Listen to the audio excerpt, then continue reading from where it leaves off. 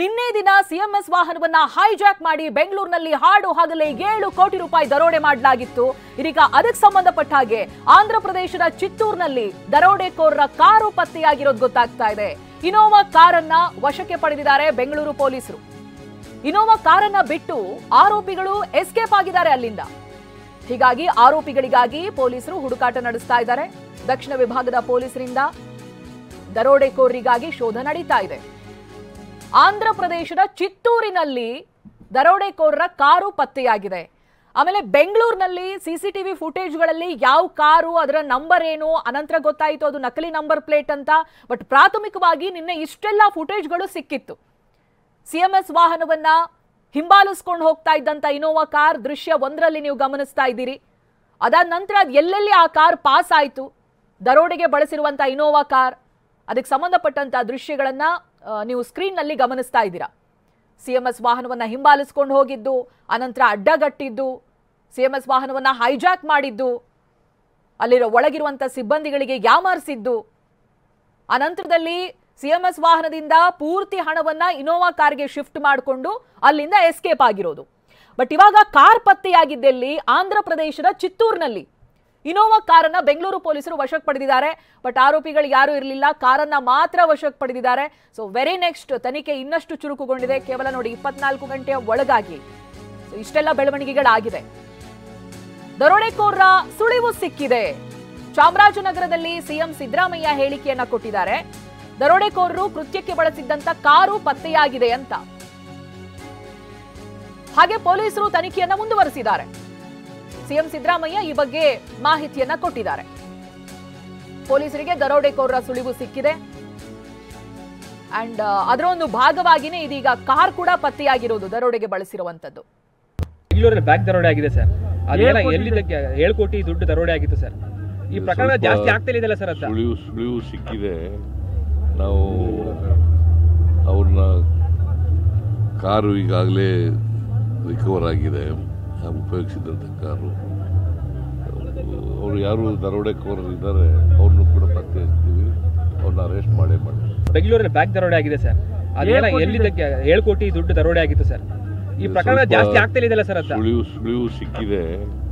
ನಾವು ಅವ್ರನ್ನ ಕಾರು ಈಗಾಗಲೇ ರಿಕವರ್ ಆಗಿದೆ, ಉಪಯೋಗಿಸಿದಂಥ ಕಾರು.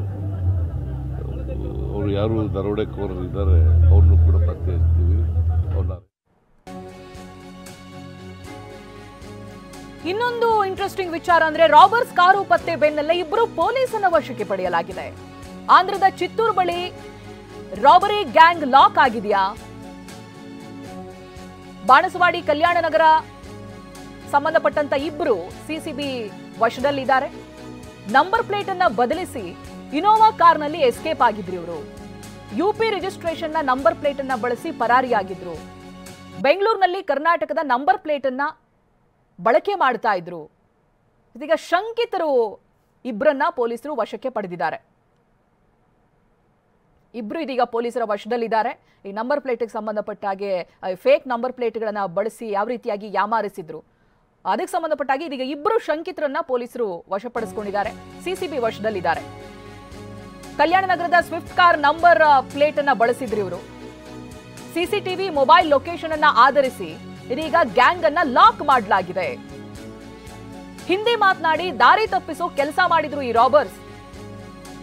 ಕಲ್ಯಾಣ Nagar Swift car number plate ಅನ್ನ ಇವರು ಬಳಕೆ ಮಾಡಿದ್ರು. ರಾಬರಿಗೆ ಬಳಸಿದ್ದು of course Innova car.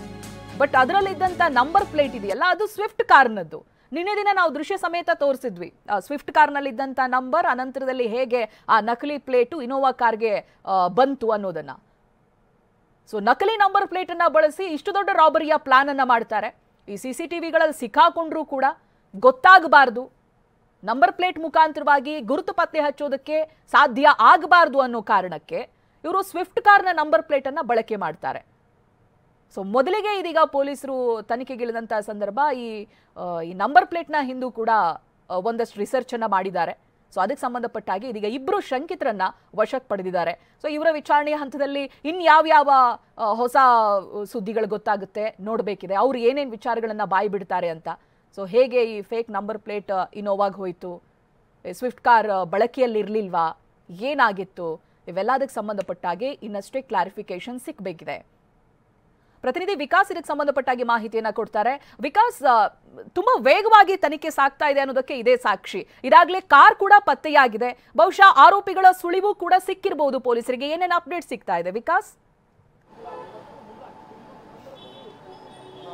S Chaitra, ಇನ್ನು ಬೆಂಗಳೂರಿನಲ್ಲಿ ಹಾಡಹಗಲೇ 7 ಕೋಟಿ ರಾಬ್ರಿ ಪ್ರಕರಣಕ್ಕೆ ಸಂಬಂಧಪಟ್ಟಂತೆ ಈಗಾಗಲೇ ರಾಬ್ರಿಗೆ ಬಳಸಿದಂತಹ ಇನೋವಾ ಕಾರನ್ನ ಸಿಸಿಬಿ ಪೊಲೀಸರು ಚಿತ್ತೂರು ಬಳಿಯಲ್ಲಿ ವಶಕ್ಕೆ ಪಡೆದುಕೊಂಡಿರುವಂಥದ್ದು. ಏನು ಕಲ್ಯಾಣ್ ನಗರದ ಸ್ವಿಫ್ಟ್ ಕಾರ್ ನಂಬರ್ ಪ್ಲೇಟ್ ಅನ್ನ ಇನೋವಾ ಕಾರಿಗೆ ಬಳಕೆ ಮಾಡಿಕೊಂಡು ಅದರ ಮೂಲಕವಾಗಿ ರಾಬ್ರಿಯನ್ನ ಮಾಡಲಾಗಿತ್ತು ಮತ್ತು ನಂತರ ಇಲ್ಲಿಂದ ರಾಬ್ರಿ ಮಾಡಿ ತೆರಳುವಂತ ಸಂದರ್ಭದಲ್ಲಿ ಮಾಲೂರು ಮಾರ್ಗವಾಗಿ ಆ ಕಡೆಗೆ ಹೋಗಿದ್ರಂತಕ್ಕಂಥ ಅನುಮಾನಗಳು ಕೂಡ ಇತ್ತು. ಮತ್ತು ಈ ಒಂದು ಇನೋವಾ ಕಾರನ್ನ ಈಗಾಗಲೇ ಸಿಸಿಬಿ ಪೊಲೀಸರು ವಶಕ್ಕೆ ಪಡೆದಂತ ಸಂದರ್ಭದಲ್ಲಿ ಇನೋವಾ ಕಾರ್ನಲ್ಲಿ ಯಾವುದೇ ರೀತಿಯಂತ ಅಮೌಂಟ್ ಈಗ ಪತ್ತೆಯಾಗಿಲ್ಲ. ಅಂದ್ರೆ ಬೆಂಗಳೂರಿನ ಹೊರವಲಯದಲ್ಲಿ ಅಮೌಂಟ್ ಅನ್ನ ಇರಿಸಿ ನಂತರದಲ್ಲಿ ಡೈವರ್ಟ್ ಮಾಡೋದಕ್ಕೆ ಪೊಲೀಸರ ದಾರಿ ತಪ್ಪಿಸೋದಕ್ಕೋಸ್ಕರವಾಗಿ ಖಾಲಿ ಇನೋವಾ ಕಾರನ್ನ, ಅದು ಕೂಡ UP ರಿಜಿಸ್ಟ್ರೇಷನ್ ನಂಬರ್ ಪ್ಲೇಟ್ ಅನ್ನ ಬಳಸಿಕೊಂಡು ಚಿತ್ತೂರು ಮಾರ್ಗವಾಗಿ ಹೋಗುವಂತ ಸಂದರ್ಭದಲ್ಲಿ ಈಗಾಗಲೇ ಸಿಸಿಬಿ ಪೊಲೀಸರು ಈಗ ಅವ್ರನ್ನ ವಶಕ್ಕೆ ಪಡೆದಿರುವಂತದ್ದು. ಕಲ್ಯಾಣ್ ನಗರದ ಇಬ್ಬರು ಶಂಕಿತರನ್ನ ಈಗಾಗಲೇ ವಶಕ್ಕೆ ಪಡೆದು ವಿಚಾರಣೆಯನ್ನ ನಡೆಸ್ತಾ ಇದ್ದಾರೆ. ಆ ಕಾರ್ನಲ್ಲಿನೇ ಅವರಿಬ್ರು ಲಾಕ್ ಆಗಿರೋದ್ರಿಂದಾಗಿ ಅವರಿಬ್ರು ಕೂಡ ಈ ಒಂದು ರಾಬ್ರಿ ಪ್ರಕರಣದಲ್ಲಿ ಭಾಗಿಯಾಗಿರೋದು ಮೇಲ್ನೋಟಕ್ಕೆ ಕಂಡು ಬರ್ತಾ ಇರುವಂತದ್ದು. ಮತ್ತು ಪ್ರಮುಖವಾಗಿ ಇಷ್ಟು ದೊಡ್ಡ ರಾಬ್ರಿ ಪ್ರಕರಣ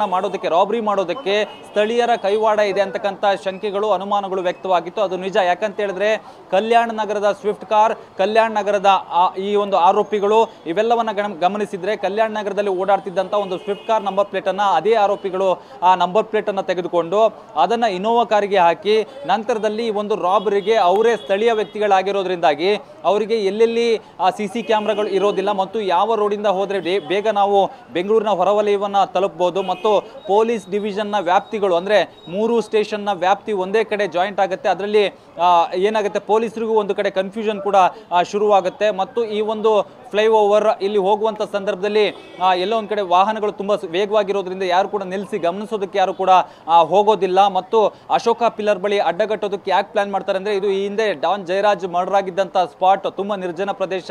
ಯಾಕಂದ್ರೆ ಪಕ್ಕದಲ್ಲಿ ಕಾಂಪೌಂಡ್ ಇದೆ, ಯಾವುದೇ CC ಕ್ಯಾಮ್ರಾ ವಿಜುವಲ್ಸ್ ಗಳಿರೋದಿಲ್ಲ. ಸೊ ಒನ್ ವೇ ಅಲ್ಲಿ ಗಾಡಿಗಳು ಹೋಗ್ತಾ ಇರುವಂತ ಸಂದರ್ಭದಲ್ಲಿ ಅವ್ರನ್ನ ಅಡ್ಡಗಟ್ಟಿ ಅವ್ರನ್ನ ಏನು ಅಲ್ಲಿಂದ ಕರ್ಕೊಂಡು ಹೋಗೋದಕ್ಕೂ ಕೂಡ ಈಸಿ ಆಗುತ್ತೆ ಅಂತಕ್ಕಂಥ ಒಂದು ಪ್ಲಾನ್ ಅನ್ನ ಸ್ಥಳೀಯ ವ್ಯಕ್ತಿಗಳೇ ಮಾಡಬೇಕೇ ಹೊರತು ಹೊರಗಿನವ್ರು ಯಾರೋ ಬಂದು ಈ ಒಂದು ಪ್ಲಾನ್ ಅನ್ನು ರೂಪ್ ಮಾಡೋದಕ್ಕೆ ಸಾಧ್ಯ ಇರೋದಿಲ್ಲ.